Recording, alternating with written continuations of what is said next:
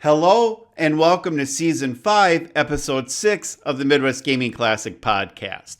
I'm your host, Jason Garris, panel director of the Midwest Gaming Classic. Today we're drawing back the curtain on one of gaming's most enduring and vibrant online communities, Cartridge Club. For over a decade, Cartridge Club has served as a gathering place for gamers, collectors, and enthusiasts of all generations. From retro aficionados to modern-day players, to share their passion, delve deep into great games, and build genuine friendships around play and conversation. What began as a simple interest group has grown into a thriving Discord community, an active social media presence, and a long-running monthly podcast where members come together to play and discuss a single game of the month.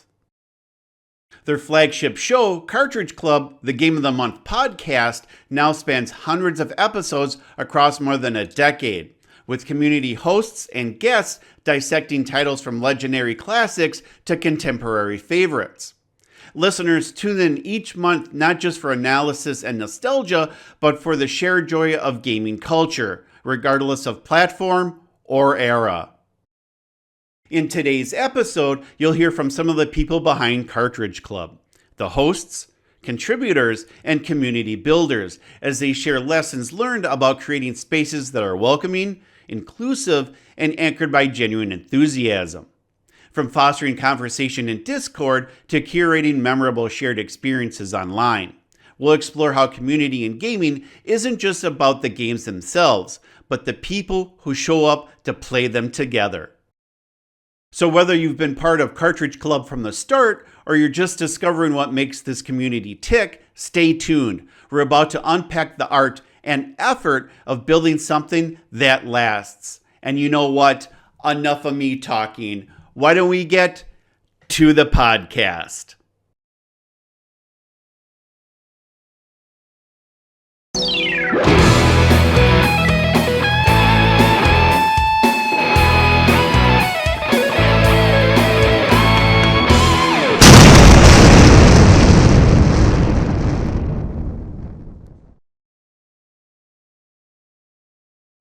The Cartridge Club is an online resource where video game collectors, historians, enthusiasts, and more come together to share in their love of gaming. In this panel, some of the founders of this community discuss what it's like to create their community. Well, first off, good morning, and thanks for joining us here at the Guys, Games, and Beer room at the Midwest Gaming Classic. I'm Sean P1 from the Cartridge Club, and I'm just going to go through the rest of this lovely panel with me first. We have, at the end, Eric, the Mighty Q-Dog. Beside me, we have the Musky Hobbit. To my right, we have D Lasagna. It's a longtime friend. And we have, at the end, Ryan, it's Rocket Sauce. So we're all members of this community, the Cartridge Club. So just before we get started, we're here today to talk about building a community and what it means to sort of foster that and how to help strengthen it and make it grow. I'm sure everybody in this room can think of at least one gaming community that they've been a part of or they know of online. Maybe just shout a couple out. Nintendo Age. Right, Nintendo Age is a good one. Any others? Sorry, Age. Right. Sure. Minnesota Retro Gamers Group. That's right, Mr. Cheese. Everybody loves Mr. Cheese. Yeah, so there's lots of them. There's gaming communities all over the place. They exist everywhere, and a lot of them do things good, and best practices and stuff, and a lot of people belong to them. So why one more? Why is there a Cartridge Club? What is it? What does it mean? So it started myself and my brother. We play games together. We've grown up playing games. It's what we do. And it was August 2012. We were sitting at Tim Hortons in Canada. I'm from Canada, so is Dean. And we were playing Final Fantasy IV. It's one of our favorite games. It's my favorite game. It was the first RPG he beat on his own when he was 6. He was very proud of that. And we were playing it together. I was playing on the PSP, and he was playing on the Game Boy Advance. And we were sitting down having a coffee. It was a Saturday, and we were talking about it. And at the time, it was like, you know what, this is great. I'm really enjoying having this conversation. But wouldn't it be cool if there was other people that we could talk to about this game? Instead of just the two of us having the same conversations over and over again that we've had for 10 years, 15 years, what if there was other people who, could engage and get involved and have these conversations? And so, it was sort of his brainchild. At the time, we were unaware of any, if there was any, Game of the Month podcasts. So we started a Game of the Month club. And we started in September that year, so 1 month later. The first game we chose was A Link to the Past. So we had a small YouTube channel at the time, and so we went on there and we said, this is what we're going to do. It's a new idea. We're going to start with this game. Hopefully, so people can come on and play and have a good time and talk about it. And the first show was the two of us, two of our friends from YouTube, and my best friend that I'd known since I was 12. And at that point, we were like, this could be it. We might never do this again. We might have nobody play, nobody come talk, anything like that. And the end result was, after that episode, we found there was a lot of people who thought that, this might be a fun thing to do. So people started, coming and asking, hey, what game is next? What game is next? How do I get on the show? How do I get podcasted? And so in episode 2, we did Silent Hill 2, and we had Dean on there for the first time. And in that episode, it was myself and Dean and Mark and my two other guests, Kevin and Darren. And at that time, Dean said, what if this wasn't just a couple of people playing games, but what if we, grew it into more than that? What if we expanded it beyond just a Game of the Month podcast to incorporate just people hanging out and talking? And so since then, that's what has happened. The club has grown over the last 5 years. We're ending season 5 here in August. And it's become so much more than just a Game of the Month podcast. It's become this massive, to me it's massive, community of people, friends, who get together and talk about games and share their love for them.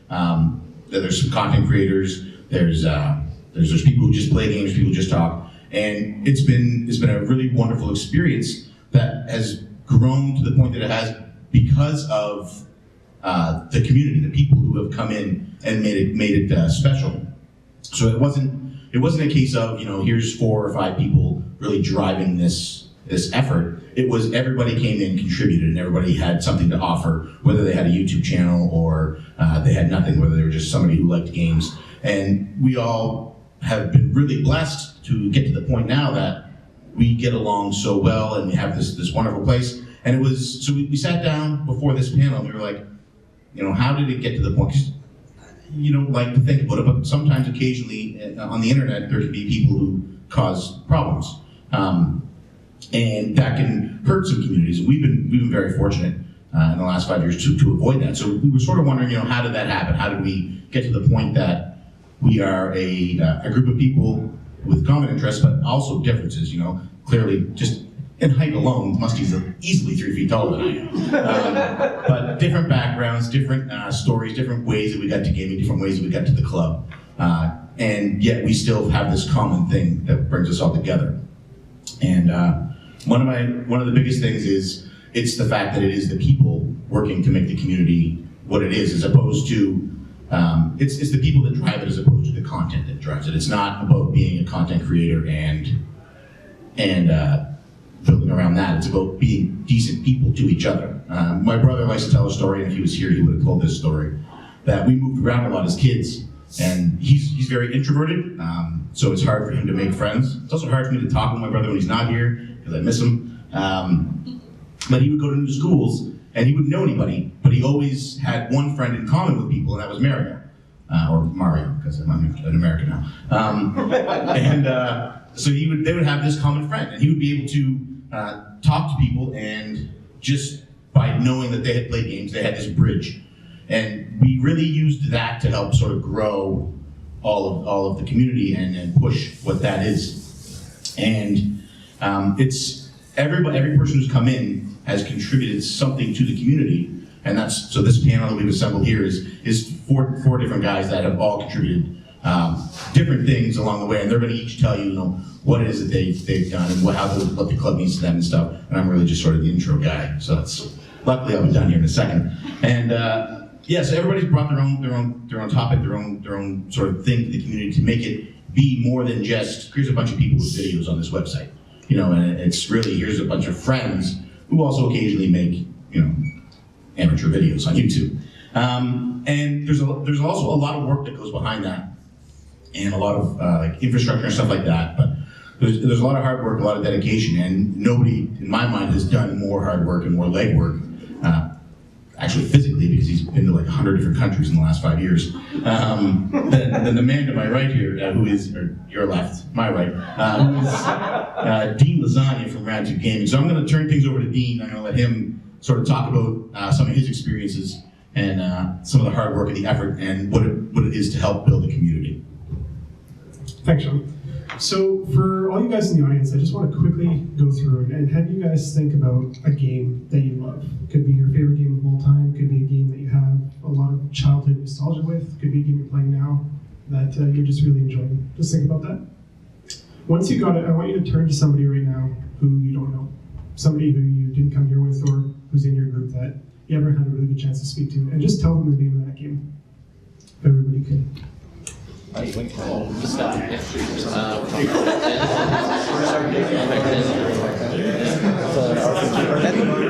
Super Smash Brothers Melee? Oh, great. Awesome. Oh. This is great. So this is the point, guys. First of all, how many of you said Final Fantasy VII? Nobody. That's crazy. Okay, the point is that everybody here had an answer to that question. And you might not have known each other, but you guys all shared a passion for something, for gaming. You guys all had some experience in your past where a game meant something to you, or maybe even more recently. And that is the backbone of a community. It's really just a group of people getting together over common interests. When the Cartridge Club started early on, like Sean said, about 5 years ago, we knew we didn't want to have a community or a club that was a strong content hub with an underlying fan-based community.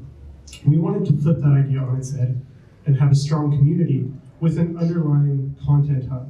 We still wanted strong content, but we wanted those content creators to be able to take a break, to go on vacation, spend more time with their family, and still have the community interact with each other. We wanted the conversations to transcend beyond the latest YouTube video or the latest podcast. We wanted to still have that strength even if there was no content at all. And through that, it's a very different approach than if we were to take the former content-heavy community. Instead of curating videos and podcasts, you're almost curating the community itself. So when you're starting a community like this, or if you're even joining one, you're going to come across a fundamental hurdle. Everybody hits it. And that is the accessibility for newcomers. You have to make sure that's there, or else your community never grows in size or in strength. And it's tricky. I mean, we've all been in situations, every one of us here, where we've had to integrate with a group of people. You could have been a new kid in class, you could have been have a new set of coworkers, you could have joined a new sports team, you could have been that yoga class that you got talked into going that one time. You know, everybody has had to integrate into a group of people. And irrespective of how comfortable you are with yourself, you're never quite sure how accommodating or how accepting they're going to be. All you can hope for is that they accept you into their circle. So there is a little bit of work that goes behind that. When we were putting the community together, we knew that we didn't want to have all of our efforts go into a nice website with nice thumbnails and a great podcast. We wanted to extend beyond that. So we felt that in order to manage that organic growth, and just to give you an example, say this front row here, they're best friends since high school. They've started a community together, now they want to grow it. So this gentleman here tells the person behind him, hey, come into the club. If it's up to him to hold the other's hand, to adopt him into the club, to be the only person interacting, it's not fun for either one of them, right? It's a lot of work for this gentleman. And it's not as fun because he could just talk to them privately. We want to make sure that everybody in the first row speaks to everybody in the second row so that we can eventually reach that third row. And from there, hopefully the first row will talk to the third row, the second to the fourth, the last to the first. That's how you build a really strong community. So when we were getting new members starting to join the forums, we made a point. We wanted to reach out to them any way we could to make them feel welcome. when you start a forum and you put in your birthday. How good does it feel? You're at home one night, you're watching hockey, you're eating Putin, and you're signing up for a forum, and you're putting in your birthday. And then 2 days later, it's your birthday, and you're suddenly getting a bunch of well wishes from people you may not have known before. Hey, happy birthday, John. Happy birthday, Sarah. You know, it's from the community that makes you feel a part of it. Or maybe when you were signing up, you said, hey, I really like the Neo Geo. The next time any member has a question about the Neo Geo, instead of going to Google or social media, maybe ask that person, hey, you know you're into Neo Geo, you just joined our group. What are some games that could get me into that system? Those are the types of things that really help people feel like they're part of something bigger than themselves. And I think that's something really special that the Cartridge Club has done amongst other communities. We even now, right here at MGC, have members that have been with us since the beginning, 5 years, that are sharing accommodations with members that have just started this past year. So if I were to wrap it back to the conversation we had earlier, where you guys all turned around and talked to your friends about the different games, you know, we all had a different answer to that because we all share that same passion. And I think that's something it's just really special, you know. And I don't think anybody on this table can speak to integrating as well into a club as Musty here, who didn't join us from the beginning, but has become a staple in our community. Thank you, Dean. Hi, everybody. I joined the club at the beginning of 2016. So I joined about three years in. Crash 2 was my first game of the month. But let me first, I just want to get a show of hands of who in the room here has attempted to join a club and just felt like a total outsider. Had a hard time integrating because of that. See, this is a common thing, and it can be a really daunting effort to try and find a way to mix in with people. Now, I want to give you a little bit of my history on how I found the club itself, and it was actually through outreach from some of the existing club members. There's one of the podcasts, STC Pod, was doing YouTube videos. I had actually done a video focusing on my how to collect.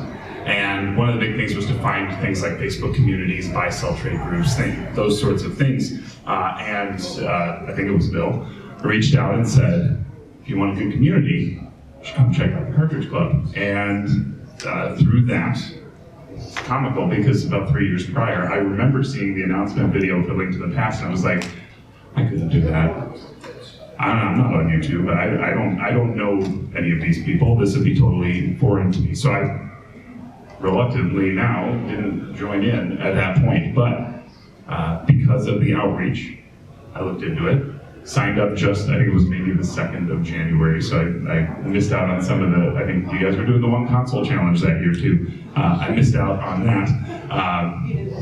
Apparently not. Apparently I didn't miss out on much. But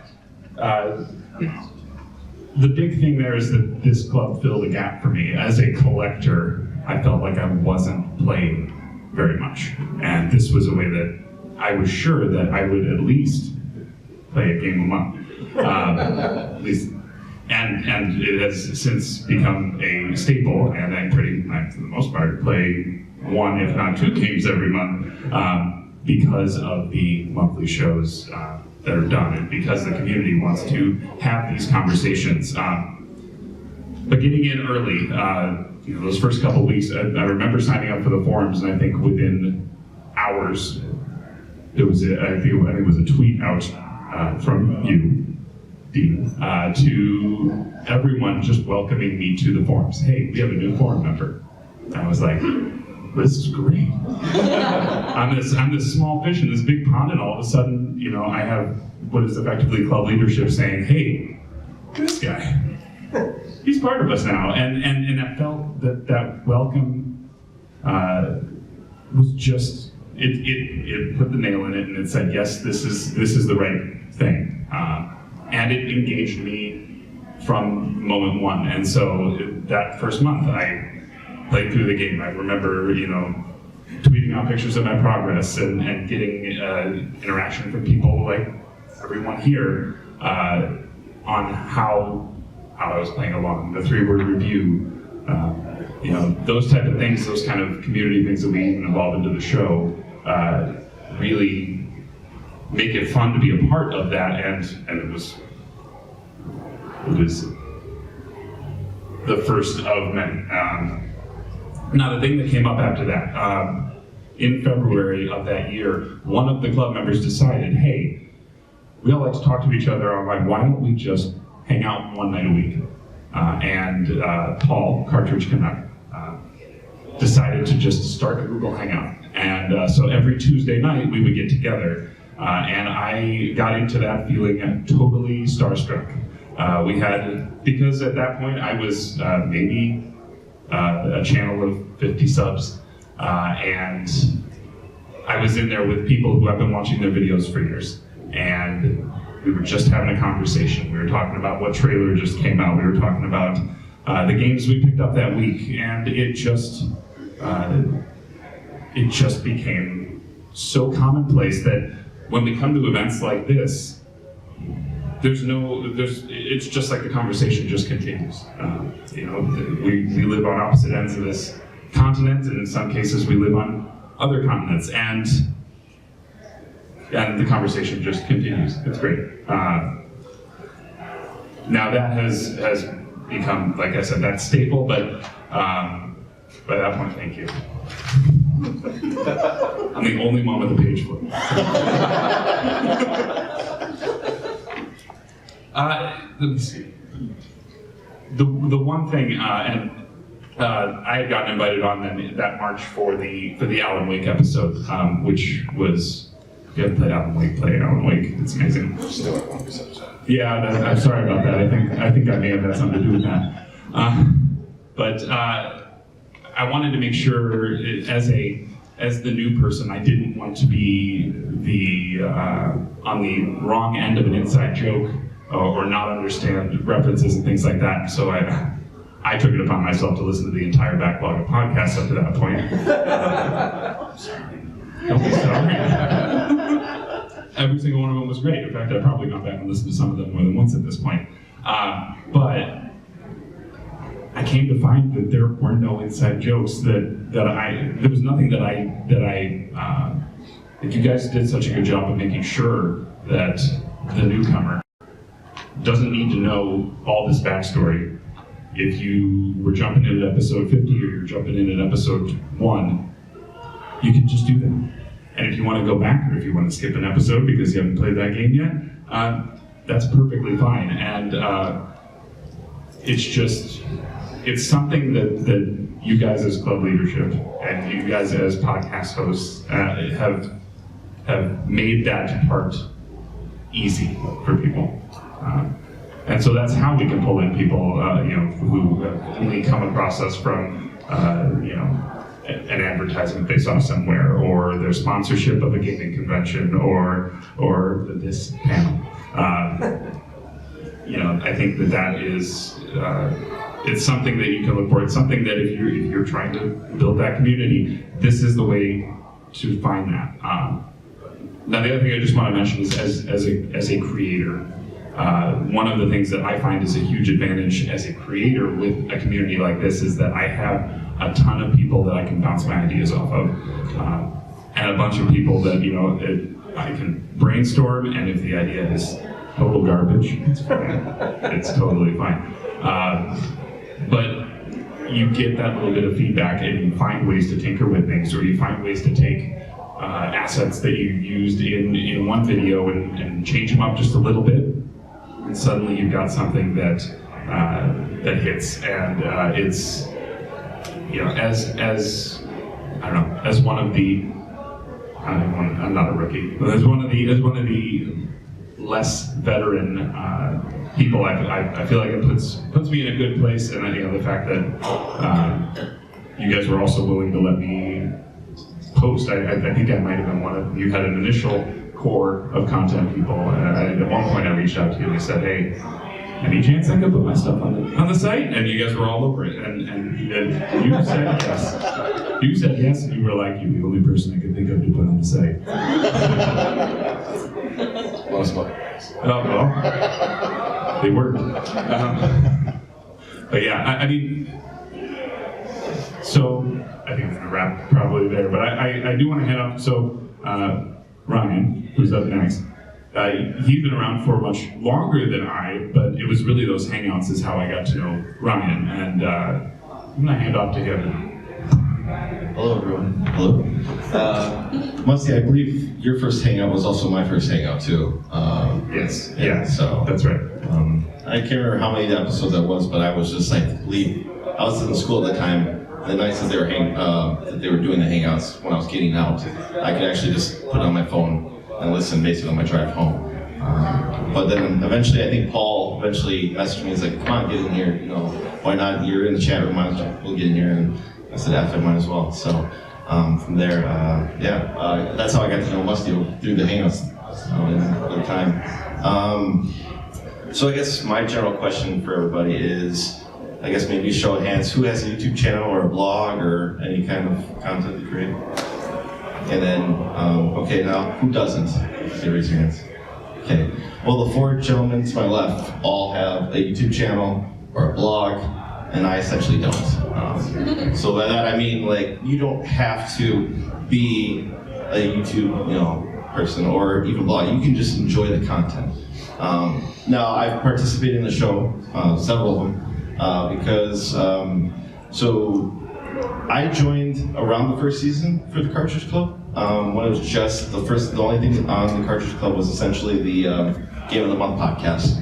And I joined around the Super Metroid, which is episode 4 or 6. Is that one? 5, 6? Sure. Yeah. And I joined. The way I found out about these guys is because I was a big fan of NES Complex. He was the first person that I actually kind of discovered with the retro gaming community on YouTube.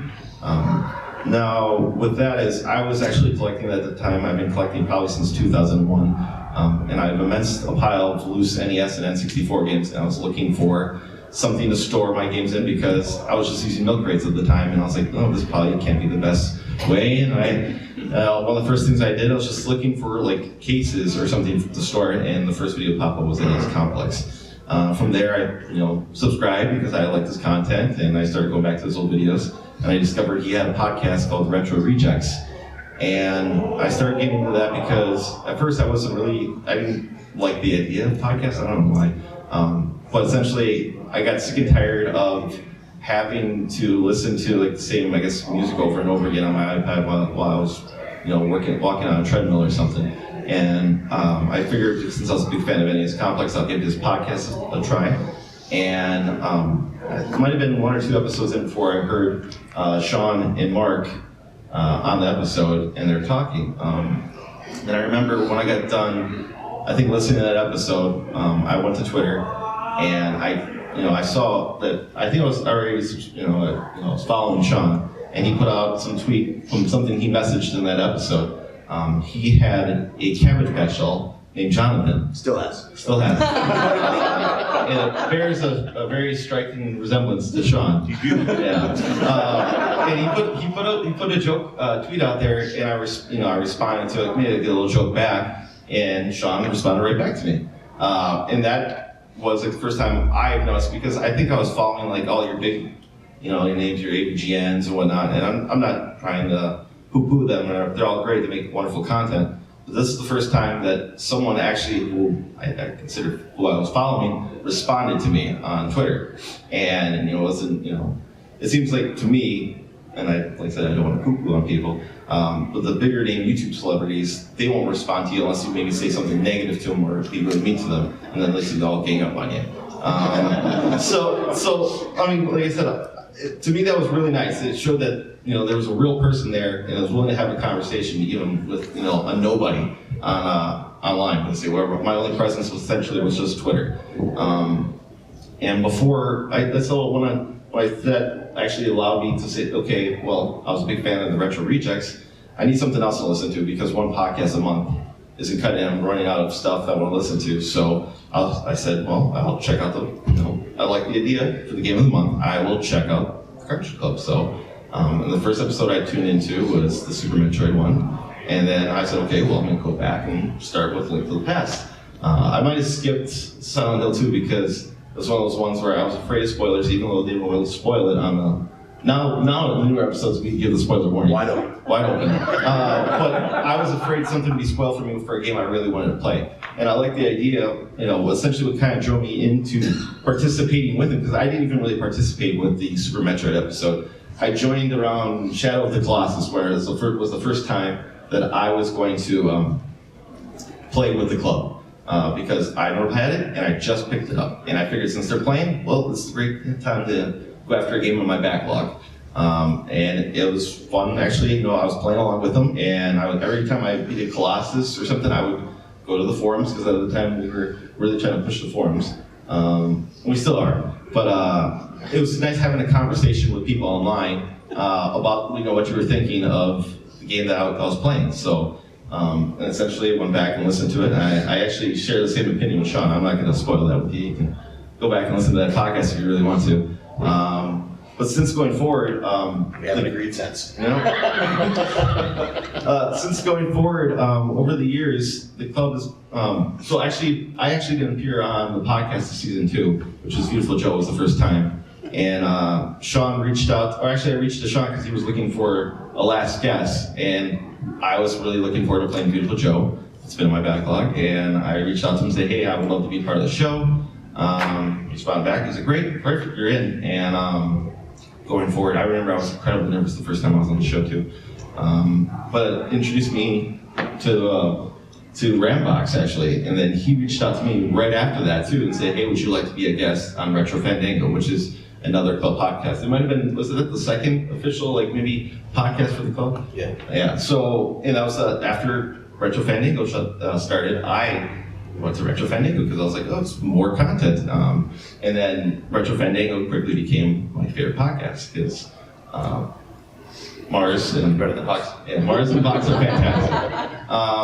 And then when Vox asked me to be on it, I was like, my favorite podcast is asking me to be on the show as a guest. It's fantastic, which, like I said, over the years, I think it's inspired more people like that going forward with Vox and Mars starting their own they were already having their own thing, but then them going forward with their own podcasts inspired others to do the same. And more people, I think, started, developing the community by creating their own content, maybe inspired their YouTube channel or creating their own podcasts. And essentially, I tune into everyone who's in the club because it's nice having this community. I've kind of gotten away from the bigger names. Not saying they're bad, it's just that I started to enjoy the content more, maybe because of the interaction with the club. And like I said, the only thing I've really done, I used to write for my buddy's website, and I kind of would like to get back into doing that. It's just, and that's the great thing about the clubs, you're not forced into continuously putting out content. You can do whatever you want. And like I said, whenever I feel like getting back into doing it, I will. But it's great. Over the years, the evolution for the club, we've done more and more things. And I like to thank Sean for that because one of the things I've always wanted to do, I always was a little in love with the idea of E3. I remember back when I was in grade school when the N64 was getting released. And buying EGM magazine and just looking through the panels of what games are coming up in the near future.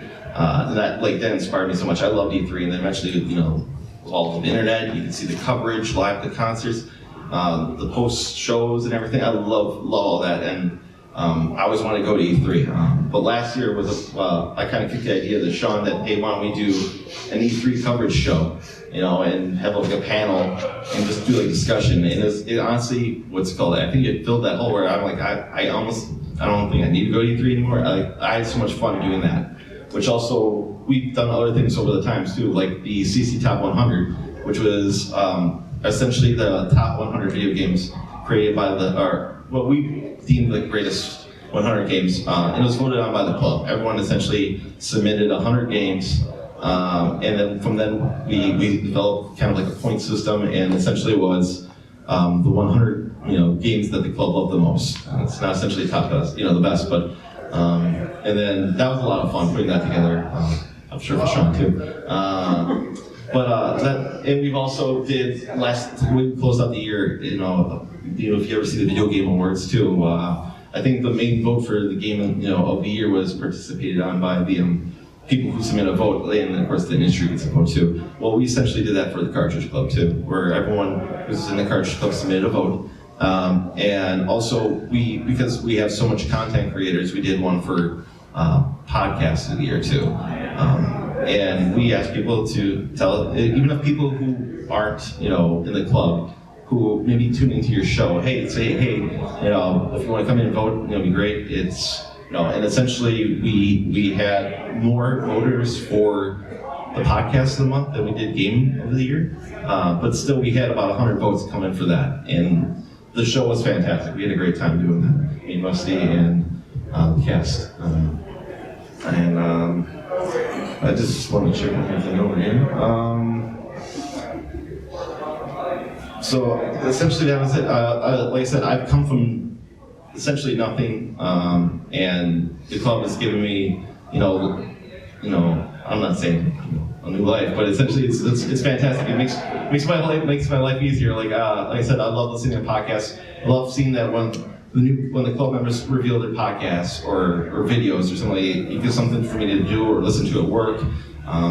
Through Musty, I discovered Church and Jason's podcast, Game Tenants, and Old Max Retro Gamer. So, like I said, I just want to say, you don't have to be a content creator. You can just enjoy the content. And that being said, I'm going to kick it to Eric. Thanks, Ryan. I'm Eric, sometimes called the Mighty Q-Dog, sometimes called other things. But I'll stick with Eric, if you don't mind. I guess what I want to do is start with a question for everybody to think about, and that is, why do you come to conventions like MGC, or any conventions? I know why I come, we'll talk about it in a bit. But first I want to talk a little bit about how I joined the club. I've been collecting since about '99, buying games really, and it was kind of a lonely affair, I think.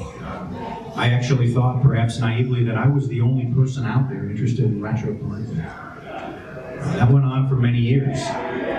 And in about 2012 or so, I discovered a YouTube community of retro gaming on YouTube.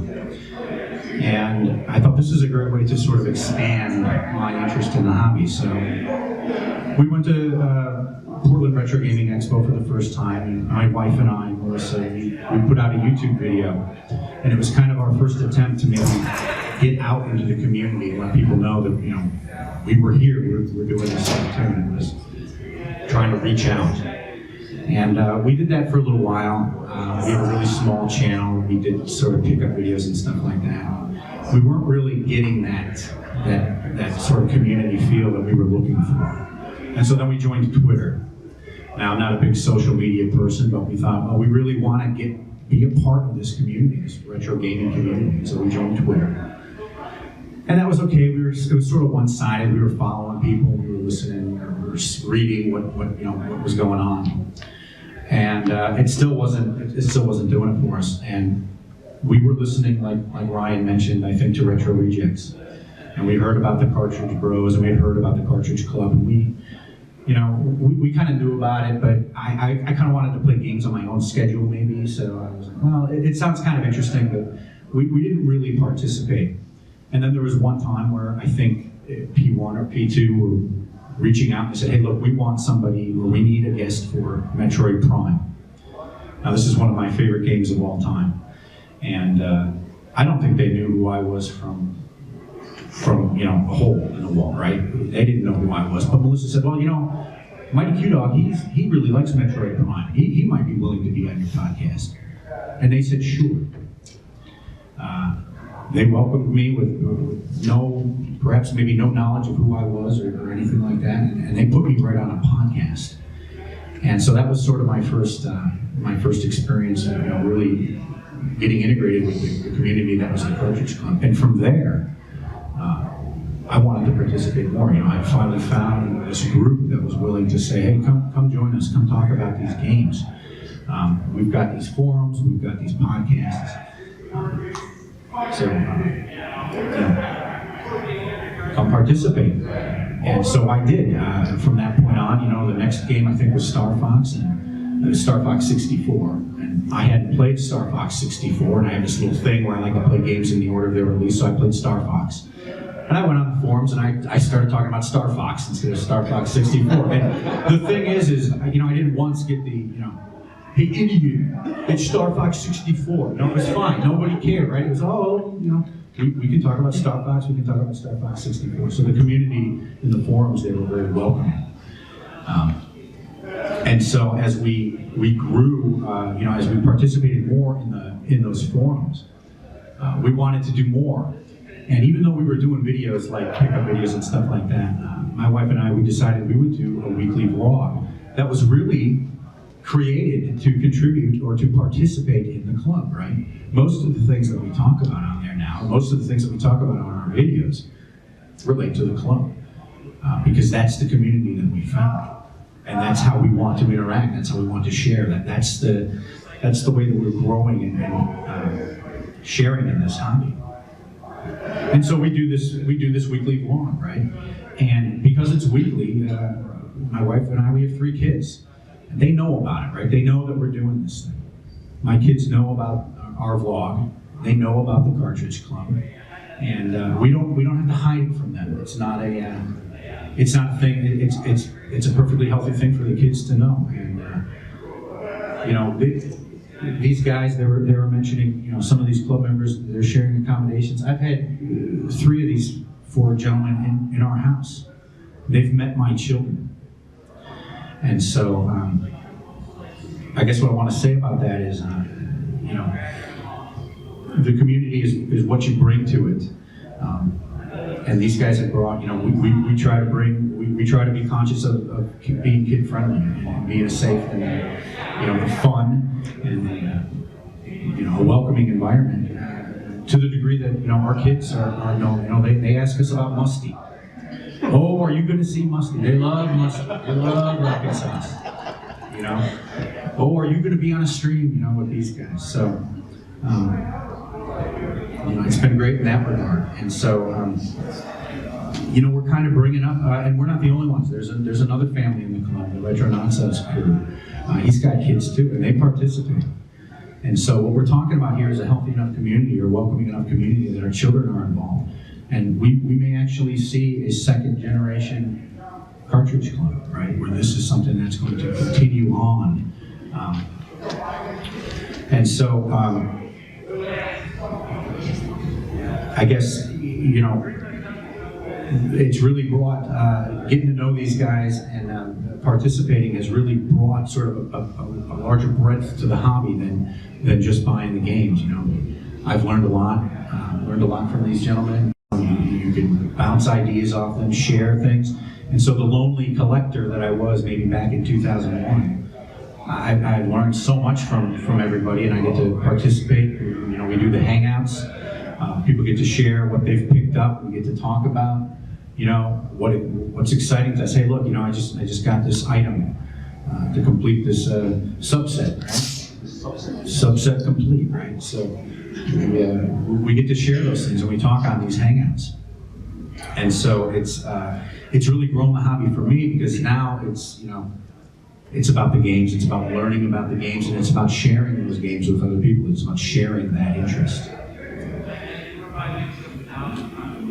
So, and going back to my initial question, why do people come to these conventions? When we first went to PRGE, it was about buying games. And if I go back and look at that first video, it's embarrassing, because it was just throwing money away at these games. Right? But as the years have progressed and we participated with the Cartridge Club, for me at least, these conventions have become about seeing these guys, meeting the people there, and getting that sense of community. And the games is what brought us together. There's still that interest. It's really about meeting these people and seeing these guys. And so I guess what I want to say is, whether you're going to be at the Midwest Gaming Classic like this, or PRGE, or MagFest, or Game On Expo, or anything like that, you're going to find a Cartridge Clubber there. You're going to find one of our members at this thing. And so I would encourage everybody, regardless of where you go in the country, and even there's Barry Game Exchange in Toronto, in Barry, Ontario. Wherever you go, there's going to be a Cartridge Clubber. So we're there. And so it's been a really fulfilling experience having friends at all of these conventions. And so I would encourage everybody to think about, it's a great place, and it gave us that last thing that we were looking for to really make this hobby a spectacular hobby. And so, sorry, I don't know how to close. That's good.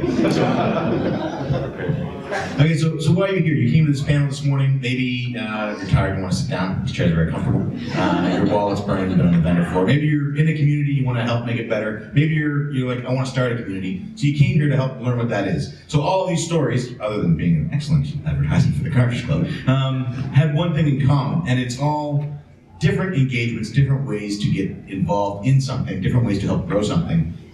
And the most important thing to us, depending on what type of community you want, but the most important thing for us is to keep the focus on building relationships. Make it be about people. The content should never be more important than the people. It should be about engaging and talking and building friendships and building relationships. And I apologize, because obviously I could have said that in 3 minutes, but the slots are 45 minutes, and we had to fill the rest. But yeah, it's ultimately, if you are in a community or you're looking to start a community, and you know what, this isn't just online. This is your neighborhood. This is at work. It's so easy to wall yourself off and shut yourself off, and it can be difficult to make that first step and say happy birthday to, was it Sarah? Is that the name of the woman? Sarah. To say happy birthday to Sarah. So build relationships. Have the focus be about people and interacting with each other, because you're building a community. If you want to just build anything else, you don't care about people, like companies. So have that focus be on the people of the community. Have it be on the community, and then you'll be lucky enough. I can honestly say that the last 5 years have been incredible. And I have 4 guys sitting next to me that I never would have met otherwise. And it's because we took the time to learn who they were, even if you can't pronounce their last name. So sorry, Dean. And to each of them it's a different thing, right? So a community is different to everyone. It's not just, it's not the same thing. There's no one definition you can give for a community. So for me, like, a community is a place that's more than just the sum of any one person. I'd say that a community is a place where every single person in this room or out on that floor who's willing to share their passion in a happy, non-toxic way can join and feel like something bigger than themselves. To me, a community is a place where you can build new friendships and strengthen existing ones. It's a place where all ideas and voices can be heard.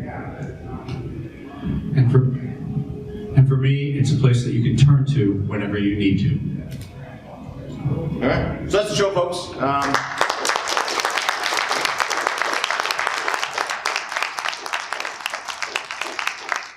We actually went 24 seconds over, so we're probably getting kicked out of the con now. But if you have any questions, you want to talk to us or anything like that, we're going to be in the hall, we're going to be in the vendor floor. A couple of these guys are going to be burning through games. So thank you so much for coming here. And if you enjoyed this panel, please, at 1:30 today, there's another panel in this room that this gentleman is also in. So even if you just want to get more pictures of Muskie, definitely show up for that. And that brings us to the end of this podcast episode with the Cartridge Club team at the 2018 Midwest Gaming Classic. What started as a shared love of games has grown into something far bigger. A welcoming, long-running community built on conversation, collaboration, and the simple joy of playing together. Whether you're discovering Cartridge Club for the first time or you've been along for the journey for years, their story is a reminder that the strongest gaming experiences don't just come from the cartridge or the console, but from the people on the other side of the controller. Don't forget to like, comment, and subscribe, as it helps the podcast out immensely. And until next time, take care, stay safe, and game on.